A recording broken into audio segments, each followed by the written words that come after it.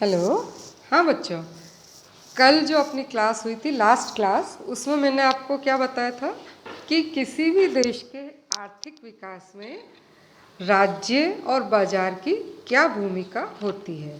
तो अपन ने देखा था भारत जब आज़ाद हुआ तो सबसे पहले क्या ज़रूरत थी कि हमने स्टेट का योगदान या स्टेट की भूमिका को बहुत इम्पोर्टेंट माना और सब जगह पर अपने मेन जगह पर अपन ने राज्य को सक्रिय किया। मुख्य जो रूप से निवेश था वो सार्वजनिक क्षेत्र में किया गया, लेकिन धीरे धीरे सार्वजनिक क्षेत्र की भी विफलताएं सामने आई, उसकी सीमाएं सामने आई, उसकी कमजोरियां सामने आई और फिर हमने 1991 में क्या किया, उदारीकरण को प्रारंभ किया।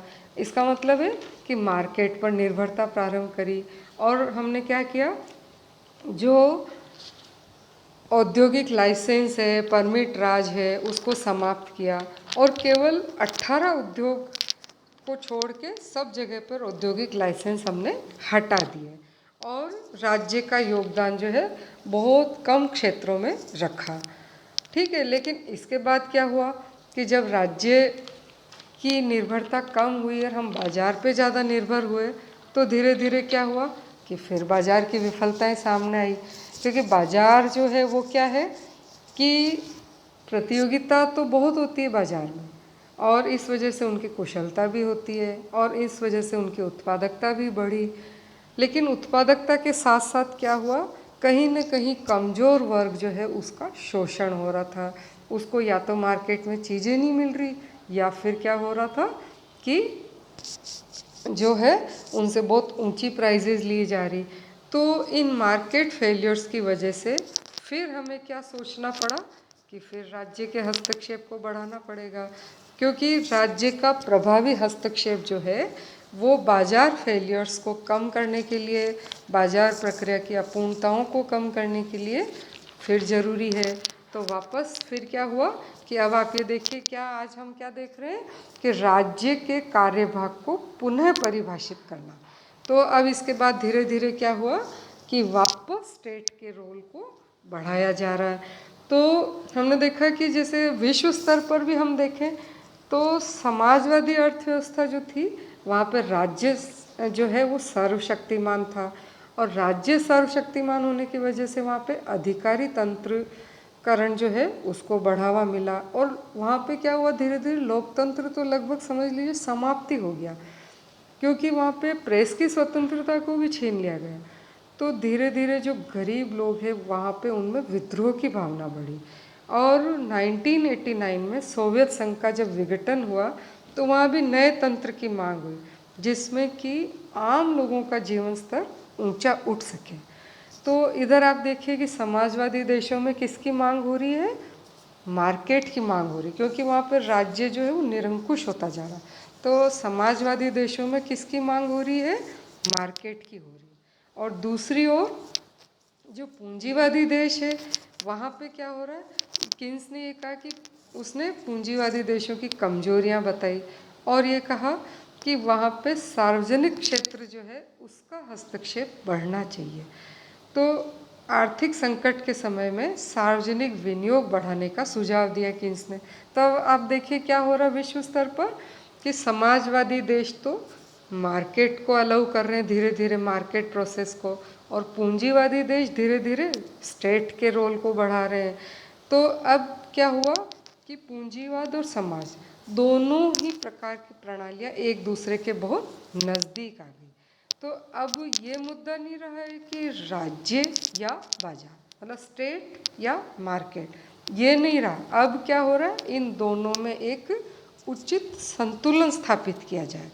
तो अब अपने देश के साथ देखें, हम भारत के बारे में देखें तो राज्य हस्तक्षेप के बारे में किन्स ने जो उपाय बताए हैं वो हमारे जैसी अल्प विकसित देश के लिए उचित नहीं है, क्योंकि आप देखिए कि 2000 में भी, मतलब 1999 2000 में भी भारत की 26% जनसंख्या जो है वो गरीबी की रेखा के नीचे जीवन यापन कर रही थी। ठीक है, तो इतनी बड़ी जनसंख्या, मतलब आप देखिए 1/4 पॉपुलेशन जो है हमारी वो गरीबी की रेखा से नीचे जीवन यापन कर रही है।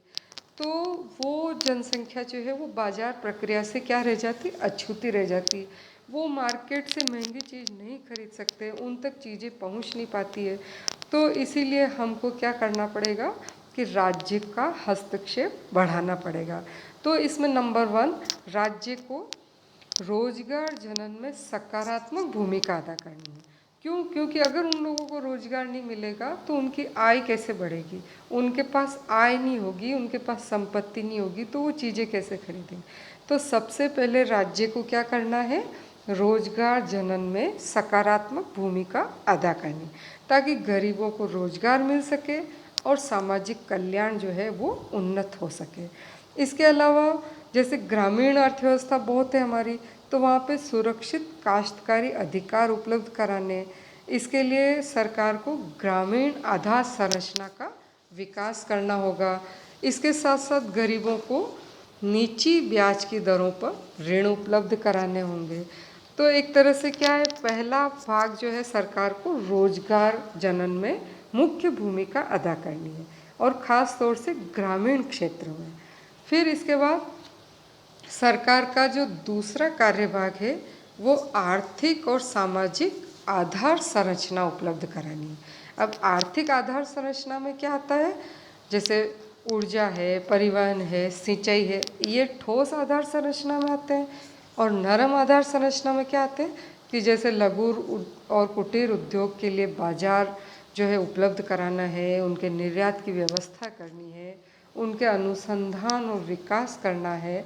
तो आर्थिक आधार संरचना उपलब्ध कराना सरकार का दायित्व है। और इसके साथ साथ आधार संरचना का दूसरा भाग क्या होता है, सामाजिक आधार संरचना। उसमें क्या आते हैं, शिक्षा और स्वास्थ्य, और ये दोनों ही मानव पूंजी निर्माण के लिए बहुत ही जरूरी है।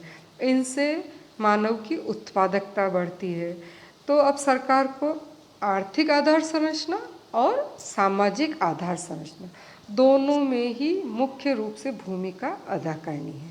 फिर तीसरा क्या है, राजकीय हस्तक्षेप किस में करना है सरकार को, समष्टि आर्थिक प्रबंध। इस हेतु क्या करना पड़ेगा सरकार को, श्रम प्रधान उद्योगों को प्रोत्साहित करना होगा, और पीपल फ्रेंडली मतलब जनता मित्रता या पीपल फ्रेंडली कार्य करने होंगे, ताकि आम जनता तक सरकार के कार्य पहुंच सके और समष्टि आर्थिक प्रबंध हो सके। इसके साथ साथ चौथा है, सार्वजनिक क्षेत्र में सुधार में भी सक्रिय भूमिका राज्य की होनी चाहिए, जिससे कि इनके निष्पादन में भी सुधार हो। जैसे पहले क्या हुआ था कि सार्वजनिक क्षेत्र का जो है बहुत विफलताएं मिल रही थी, तो इसमें भी राजकीय हस्तक्षेप हो सके, ताकि इनकी रेट ऑफ रिटर्न अच्छी हो सके और जनता का विश्वास इसमें बन सके। तो हमने क्या देखा कि अब वापस क्या स्थिति है कि राज्य के कार्यभाग को पुनः बढ़ाया जा रहा है। तो हमारे यहाँ पर आप देखिए कि किस क्या क्या स्टेज आ गई। सबसे पहले क्या आया कि भारत आज़ाद होते राज्य के कार्यभाग को बढ़ाया, महत्वपूर्ण क्षेत्रों में क्या किया कि सारी जगह सार्वजनिक निवेश किया गया, लेकिन फिर उसकी विफलताएं हमारे सामने आई। फिर उसके बाद क्या देखा कि 1991 में हमारे यहाँ पर उदारीकरण का दौर प्रारंभ हुआ, लेकिन 10 साल में ही क्या हुआ कि मार्केट फेलियर सामने आने लगे। उसमें लोगों का बहुत ज़्यादा क्या हो रहा था, कमज़ोर वर्ग का शोषण हो रहा था, उसमें कई अपूर्णताएं थी।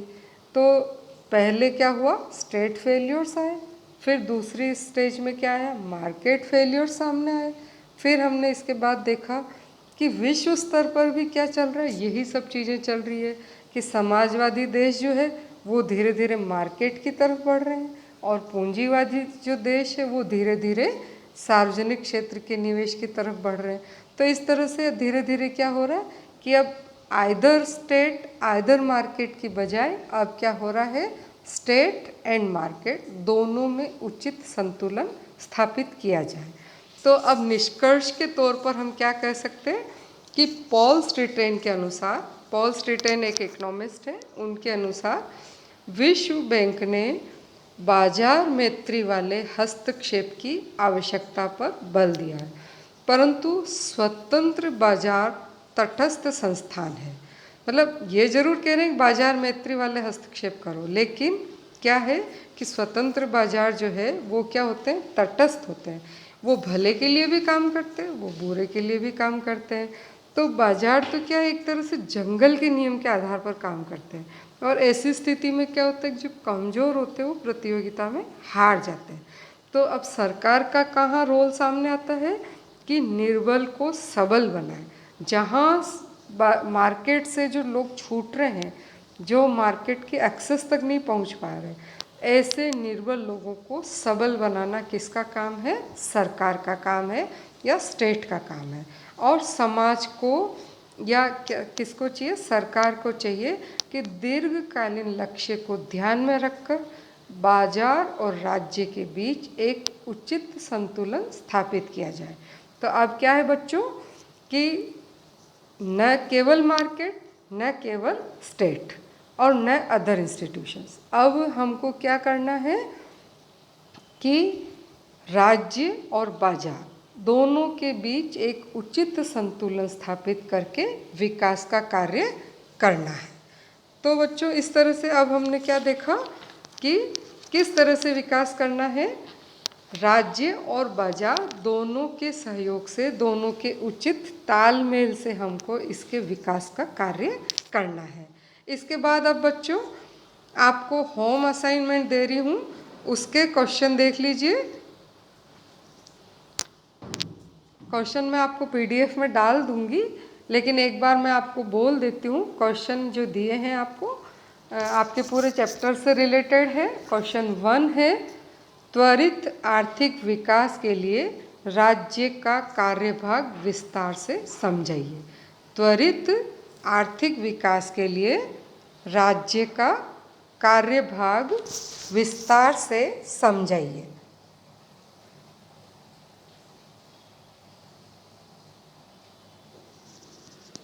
ठीक है, क्वेश्चन 1, त्वरित आर्थिक विकास के लिए राज्य का कार्यभाग विस्तार से समझाइए। क्वेश्चन नंबर 2, आर्थिक विकास में बाजार की भूमिका बताइए। क्वेश्चन 3, सार्वजनिक क्षेत्र की विफलताएं संक्षेप में बताइए। और क्वेश्चन 4, बाजार विफलता के क्षेत्र को समझाते हुए राजकीय हस्तक्षेप की आवश्यकता बताइए। क्या आर्थिक विकास हेतु राज्य और बाजार के बीच संतुलन आवश्यक है? तो आप देखिए बच्चों, ये 4 क्वेश्चन मैंने दिए हैं, इनको आप सॉल्व करिए, अपनी कॉपी में सॉल्व कर लीजिए और उसके बाद मेरे को व्हाट्सएप कर दीजिए आपका होम असाइनमेंट। तो मैं चेक कर लूँगी और ये देख लूँगी कि आपने सही लिखा या नहीं लिखा है। ओके, थैंक यू बच्चों।